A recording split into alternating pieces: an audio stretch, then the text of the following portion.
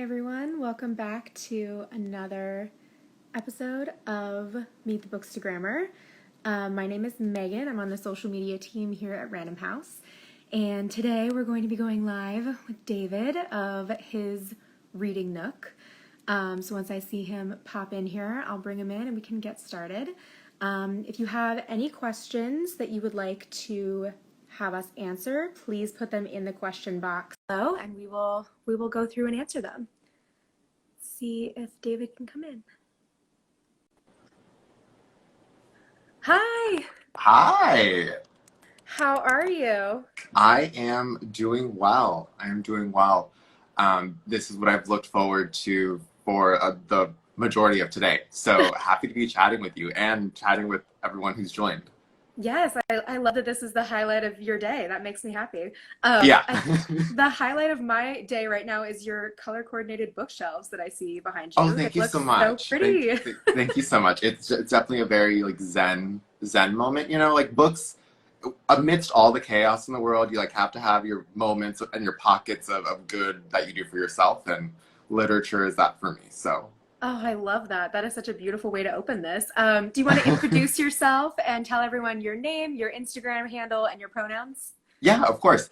Hi, everyone. My name is David Lopez. My Instagram handle is at HisReadingNook, and my pronouns are he, him, and his. Perfect. Thank you so much. So I always like to start off by asking how you discovered Bookstagram and what inspired you to start your own Bookstagram account. It's this little like corner of the internet that I feel like not everyone stumbles across that easily. So where was, what's your Bookstagram origin story? Where did it all start for you? Yeah, so my Bookstagram origin story starts. I was serving on the board of a nonprofit with a fellow Bookstagrammer who I knew as a friend at the time, but didn't know as a Bookstagrammer at the time. And we both knew that we both enjoyed reading. So she at one point said, "Oh, hey, I have a book blog. You should follow it." And thinking nothing of it, I was like, "Oh, sure, like why not? I'm on Instagram anyways. Let's do this thing." And then I realized that the barriers to entry for this community are incredibly low. So I was like, well, why not? Like, I'll just do this too. So I started my gram officially in January of 2019. And it's just been a ride since. It's been a ride since. But yeah, no, I happened upon it by like word of mouth, I guess, from a fellow bookstagrammer. That is amazing. I feel like I've never heard of someone coming across a Bookstagrammer in the real world and then Yeah. joining. That's like a backwards way. I feel like most people do it the opposite. Like they find their people on Bookstagram and then end up meeting them in real life later on. That's so interesting. Yeah, no, it's definitely very interesting. But to that point, a bucket list item that I have, like, for myself at this point, like, there's a list of people that I need to travel to this nondescript town in, like, Washington State just to meet you. Like, that is the, like, extent of the vacation. We are going to this nondescript area of Washington State, not to Seattle, not to, like, any of the nice, like, national parks. I'm just going to this nondescript area to just, like, sit down and let's, like, chat about books in real life. I love that. That sounds like an excellent, excellent plan. Yeah. So how have you seen your reading and your posting change over the course of your time on Bookstagram? You've been here for almost 2 years now, Yeah, right? almost two So years. Yeah. I'm sure things have changed for you. How has your journey been? I say this with all the respect in the world for the publishers who I partner with and who consider me lucky enough to send me arcs. I'm incredibly grateful. I stopped caring a bit less. In that, what I mean by that is when I first started, I was incredibly hard on myself and very regimented on, okay, I'm going to post at 6 a.m., 7 days a week. Content needs to be ready a week in advance. The posting's ready to just like click and go. And it got very stressful. I mean, frankly, like it became it. I began treating it like it was another job, and Mhm. I realized it was sucking more joy out of me than it was bringing me joy. And reading has always been a safe place for me. So I took like a few months hiatus last year, and I was like, let's just rework how we're approaching this space. And now I think this year I've had the most fun with this community because it's like, oh, well, I woke up late today. I don't have a post today. I'm just going to get on my stories and say hi. And I think we're all just recognizing that this year is collectively a little bit odd. But I think not taking it as seriously has been like the theme. in my growth journey on this platform. I love that. And it feels, more authentic that way, right? And I feel like that's what everyone loves about the Bookstagram community is it's just you and your love of books and it's about all about that, very organic authenticity that everybody really likes. So, Yeah, exactly. I mean, because we can all really to take a nice picture, you need to understand composition, and that is something you can theoretically learn out of a textbook. What you can't really always teach people is how to have a personality, and I don't mean to sound like a jerk when I'm saying that, but I enjoy getting to know people beyond the pretty pictures that they take. And I think that when I, on the opposite end of that, was like, oh, maybe people want to learn more about me as a human being. Oh, no, do not go near the ring light. My dog is at my feet right now, which is cause for concern. Um, um, but I think that it made it healthier for me, but then also more organic as well. yeah, Yeah. definitely.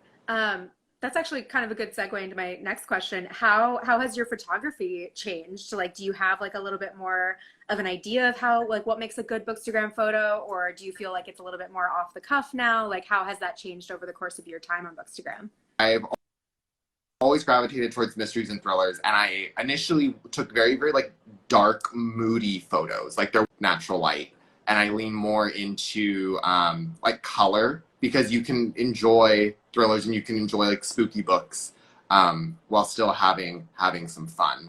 This is a very long-winded answer of saying I've leaned into color more on my gram, and I followed some guidance that Jordy from Jordy's Book Club gave, where he when he needs a creative spark, he looked at brick arrays because a brick array can very much resemble the spine of a book. So if you look at the different ways that like we see rectangles really in construction, that can sort of ignite the creative juices. That is a great piece of advice. I love that. It's a very Yeah. creative way to think about spines of books. Yeah, exactly. So as I'm sure you are aware, from September 15th to October 15th, it is Latinx Heritage Month.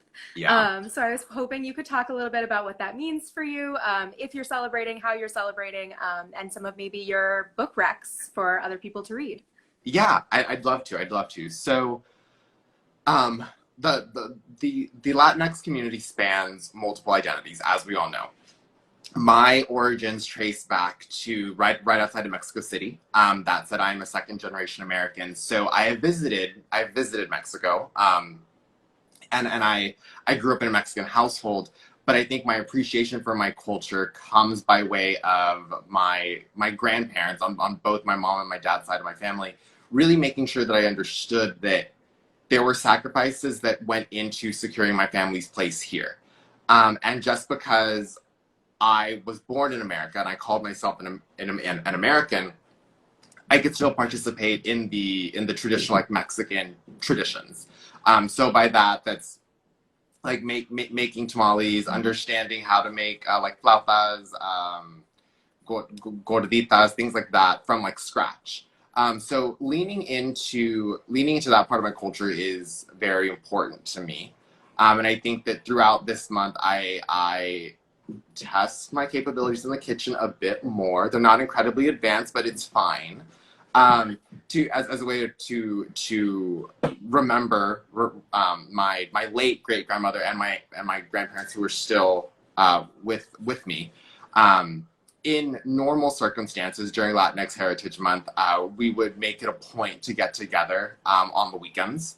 I live 2.5, 3 hours away from home, so like every other weekend we would get together, even if it's just playing a game, like a board game, and just eating together, just as a way to like lean into how important family is to us. And I think that can be said. I think family is important to everyone, but I think especially in the Latinx community, if you look at a lot of the stories that I have at least heard about why immigrants make the decision to immigrate from their home country to America, a lot of it relates to providing a better life for their family. So that's something that I've always tried to remember, and I think something that I lean into quite heavily during this month. Um, that's a long-winded way of saying what it means to me, I think. Another way that I celebrate is by, on this platform, amplifying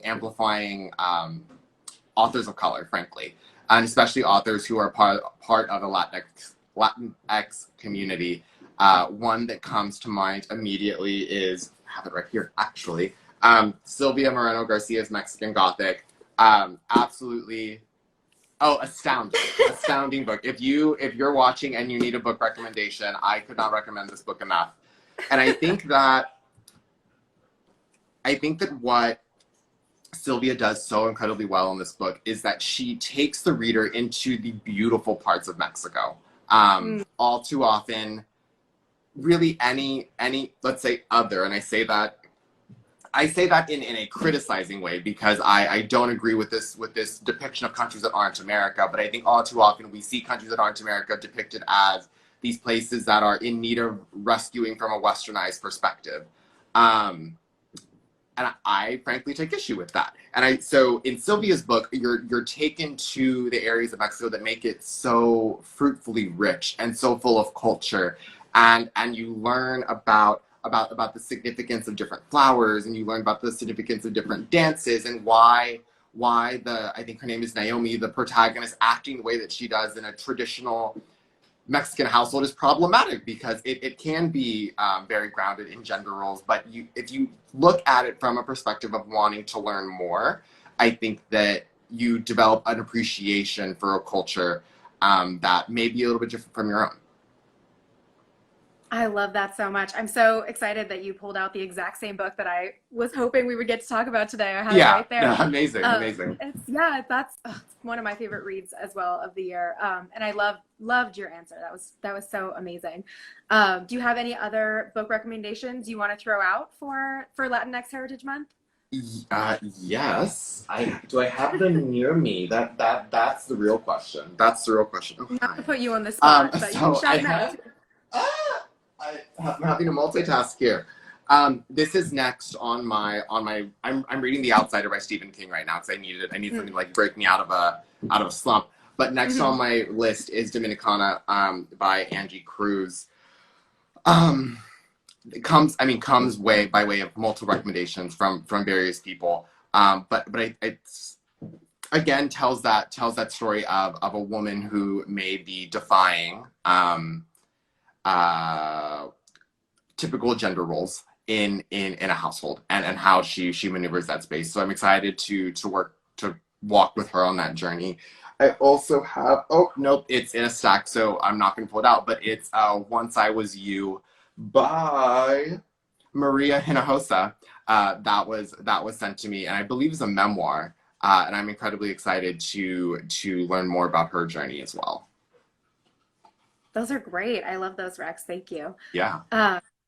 And so one other thing that I love about your platform is your participation in the Cheers to Books hashtag. Oh, for sure. So I know it's something that you post pretty regularly, and it's always very exciting to see. So do you want to talk a little bit about your participation in that challenge? Yeah. So I'll preface this by saying this challenge was started by Abby Kinzer. Her handle is bookmarked by A. She's fantastic. She also lives in Houston, one of my Bookstagram friends turned IRL friends. She's amazing.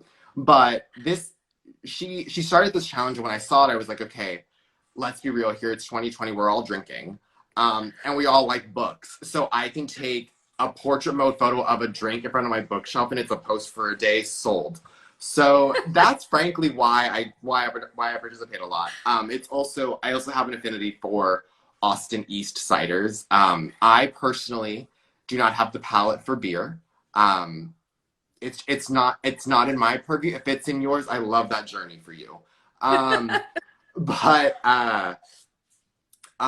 So because there are so many ciders that I love from Austin East ciders, I have, I think, 6 flavors in my fridge. So that's 6 different posts. So look at this. There's like content production on the fly, courtesy of the Cheers to Books challenge. I love that so much. I think that's so real. Aren't we all just reading books and drinking and sitting at home? Kind of the whole theme of 2020. So right, exactly. And she's one of your Bookstagram turned IRL friends. I love that. Yeah, yeah. So So we fun. we met on the platform. We met on the platform. I think we started our bookstagrams around the same time as well. But we met for brunch once, and then work got psychotic for me at a certain point in 2019. So I was never home because when we're not in this, I travel Monday through Thursday for work, and it was just crazy. So we lost touch for a bit, but now we do on some Friday evenings we'll do bubbles and fried chicken, and then we'll play with her dog in her front yard. And I really just think that's the personification of what it means to be Southern. And again, this is real. This is me. Welcome to the party at His Reading Nook. No, I love that. I love that so much. That it's become a tradition of yours. I feel like that's great. Um, okay, and then I think there was one other partnership that I think you might want to shout out a little bit. I know you're partnering to raise some money. I So do you want to talk am. a little bit about that? Yeah. So I have partnered with one of my friends who runs a small business. He's a graphic designer, and we created two T-shirts with different loteria cards on them. So for context, this is a loteria card, and if you are not familiar with the game, essentially it is the Mexican take on bingo, and you normally play with uncooked like beans you buy in the store. And normally it becomes if you have uncles that participate, everyone becomes more inebriated as the night goes on, and it becomes a very, very fun and engaging game. This game means a lot to me because growing up, one of the ways that I was kept in touch with my culture was every Sunday I would play with my great grandmother and my grandmother, and inevitably calling from a card. Like each of these like little icons would connect back to a story that they would share about their lives in Mexico before they immigrated. And that, as I got older, took on new meaning for me because I think as I got older, I understood and was able to better internalize the courage that had to go into the choices made to secure my family's place in America. But that coalesced with my love for books, ignited this initiative that we're doing. So there are two shirts that are available at the link in my bio, and all of those proceeds are going to be benefiting Races Texas, which is an organization that does a lot of very important work in Texas. I think that we can all agree, regardless of what side of the aisle you fall on, that the immigration system leaves some room for improvement. And Races really works with undocumented immigrants to prepare them for the immigration process. So that can look, the variety of forms that can take is preparing people for their credible fear interviews when they're sitting across the table from a customs agent. It can look like working with pro bono lawyers to defend children who are being detained in court, such that a 5-year-old isn't being asked to answer questions for himself that he likely doesn't comprehend, and a magnitude of other incredibly important tasks. So I'm incredibly excited for this initiative. The outpouring of support thus far has been incredible, and there's a week left in this. So if you want to learn more, I post about it pretty regularly, given that there's a week left. And there's also a link in my bio where you can see the shirts that we've created in black and forest green, and perhaps order one if you'd like. Yes, amazing. Thank you. So David's account is linked in our pinned comment and will be saved to our IGTV, so you can navigate there to the link if you'd like to check it out. Okay, we have a question here that I'm going to send your way. Okay. What was the last amazing book that you've read? This is That's amazing always such because a it's this is always such a great because difficult I wanted to question. find a way to plug this book because it's the best book that I've read this year. So Perfect. we're going to do it. The Brightlands by John Ooh, Frank. okay. So I am normally not a horror reader. And this book the genre is horror, and there are thrilling elements and suspense elements within it. I'm going to challenge anyone that reads this, however, to think about the broader message that John is trying to communicate. I think that John does an incredible job at articulating, like, creating the monsters and creating the storyline, but there's a point, there's a reason behind why the book was written. And I think that if you approach it from the analytical perspective, you not only develop an appreciation for John's writing, but you also develop an appreciation for what John holds at his heart to be important. And frankly, there are things that I also find to be very problematic in the current day and age. That said, the storyline follows a gay Texan who is cast out of his small town and has to return to his small town to fight some bad guys, or bad entities, let's say. And that, granted, my hometown isn't haunted, but coming out and coming to terms with the fact that you're gay in a very small conservative town in the middle of nowhere, Texas, isn't the easiest thing. So I felt very seen, I felt very represented, and I can't stop raving about this book. It's absolutely astounding, and I would encourage anyone listening to grab a copy. That's amazing. I definitely need to pick up a copy. I haven't read that yet, but I feel like it's perfect for spooky October reads, right? Exactly. It's spook. What is it? What is the one of my favorite YouTubers said something where it was like, it's spooky ooky kooky season or something, and I just love that because it's what it is. It's what it is. Like, lean into the spooks and the thrills before we start playing Christmas music on November 1st. Yes, I completely agree.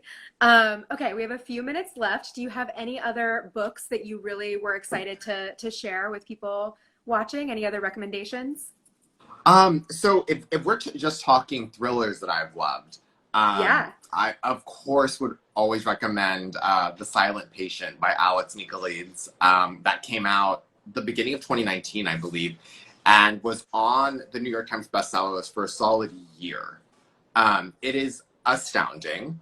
I've read it 3 times, and reading it the second and the third time, I've picked up on the little, like, breadcrumbs that are dropped. But reading it the first time straight through, I had no idea what was happening. I was like, oh my gosh, what could this twist possibly be? And then when it happened, I remember my jaw literally dropping and just being so perplexed, but also just so impressed that the trick had been pulled off. I've also loved My Lovely Wife, by Samantha Downing. She just had a book come out recently that I haven't read yet, so no spoilers there first. But with My Lovely Wife, I think that she is a master at that last sentence jaw-dropping moment. Like, the final, I think it's like 5 words of the book, completely turn the book on its head, and you begin questioning if you even read the prologue correctly, which I think is astounding, because I personally like, whether it be thriller, horror, suspense, nonfiction, whatever it may be, I really enjoy books that stick with me after the fact. So if I finish a book and I go to sleep thinking about it, and then I wake up thinking about it, and then during my work day, I'm like still like leaning back into that storyline and trying to understand where the characters were coming from, those are the books that I love the most. So those are going to be 2 thriller recs. If you're looking for just escapist fiction in this turbulent political time, I'm going to encourage you to pick up Red, White, and Royal Blue by Casey McQuiston.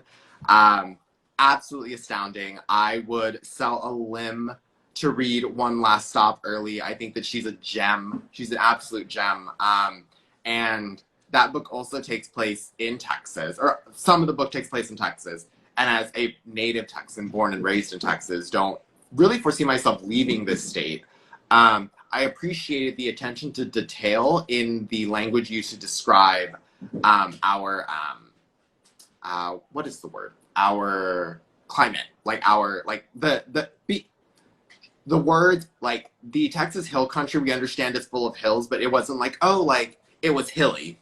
Like, she takes such care to describe the blue bonnets and the Indian paintbrushes, and how when, like, the sun, when it hits the right, like, when the sun hits the right place in the sunset, how the sky just becomes alive, and then the sounds of the birds and the leaves and all these things. It's beautiful. It's absolutely beautiful. It's also very gay. And if you haven't noticed this by this point, hello, I'm very gay. So I love that book. And it will be another recommendation from me.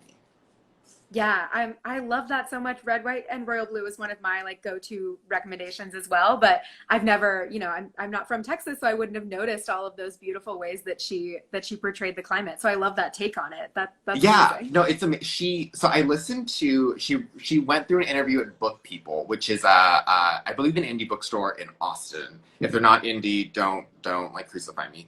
I think they are though. But she was saying that so she's from Louisiana. So she wasn't far from Texas growing up, but she did take care to interview people that were native Texans and be like, okay, how would you describe this? Because I would not, I'll go out on a limb and say that I think I would speak for a bulk of Texans when I say that we are very proud of our state. Texas pride is a huge thing down here. So I very much would have noticed if she like described a bluebonnet incorrectly. I'd be like, Casey, girl, I have questions. That is not how you describe a bluebonnet. So those errors weren't there, and it made the book all the more enjoyable because another part of my identity felt seen and felt represented. Ugh, I love that so much. I think that might be like the perfect place to end, actually. Okay. But thank you much for joining me and chatting with me, and thank you to everyone that tuned in. This will be saved to the Random House IGTV in case you missed any of those amazing recs. You can watch it back. And David's account is tagged down below and will be in the comments.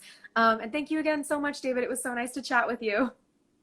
Yeah, of course, of course. Thank you for having me. I enjoyed chatting with you all, or chatting with you specifically, and then chatting with everyone else that was listening. And I look forward to getting to know everyone else on a more personal level. So I hope everyone has a great remainder of their evening. Yes, thank you. Goodbye, everybody. Bye, everybody.